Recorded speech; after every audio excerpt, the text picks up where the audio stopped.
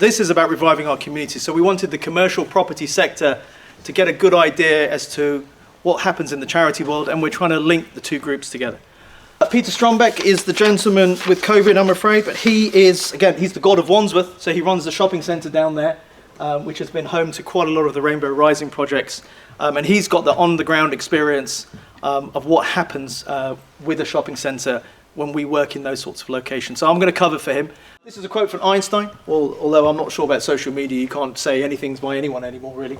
Not everything that can be counted counts, and not everything that counts can be counted. So trying to explain to someone in asset management who's looking at spreadsheet all day long, or investment managers, and all these guys, a lot of these guys are spreadsheet people, and trying to say to them, you know, you could do something wonderfully different, but I just don't know how to measure it, and this is how the charity sector works, and typically struggles with the work that they do. And we're a furniture reuse charity based in Twickenham. And we've got three very simple aims: affordable furniture, especially for those people who need it, trying to prevent waste and stuff going to landfill, so that equates to about 120 tonnes of furniture a year, and also supporting volunteering, work experience, and so far this year we've had 110 volunteers. So a big operation, but quite compact, which always needs space. So if you're working in furniture, it's a never-ending game of Tetris. You've got to figure out where to put stuff, and along comes A-Stop with opportunities for us to be able to use bulge storage. But from time to time we can flex that. So to give you an example, we had a site in Putney. That helped us generate an additional £27,000 for the charity, which we wouldn't have otherwise had that opportunity not been there. We had to be flexible. We had to be prepared to move out in short order, but we made it work because we could tell it would help us as a charity, it would help the community, and it also gave us an opportunity to work in a space that we hadn't done so far, and promote and expand the footprint of what we were able to achieve. And that's carried on. So we're now doing some more work in the local borough of Wandsworth with the adult social care team. But we also, we've been able to use the space afforded to us by A-Stop, and working with landlords and getting that benefit to be able to help the community. So just to give you some quick impact, so far this year we're looking to support around about 550 clients, possibly a few more than that, with discounted furniture. And that includes people referred to a scheme like ours with grants, so they're actually getting furniture effectively free of charge.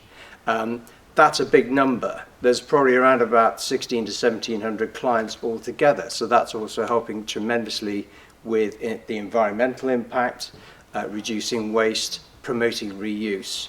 And as I mentioned before, we've got 110 volunteers, but that's a mix of retired lawyers, farmers, teachers, to students, to people with looking for work experience, and people looking to improve their well-being by donating their time to be part of a charity.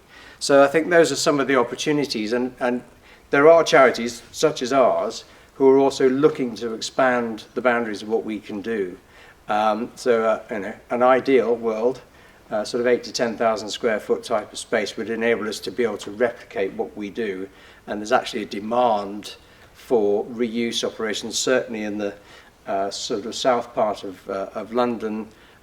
So watch this space, we're hoping to expand.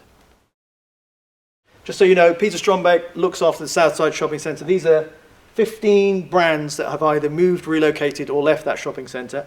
And we replaced all of them and did some wonderful stuff, and we're still there several years later. Obviously the Debenhams was the big one.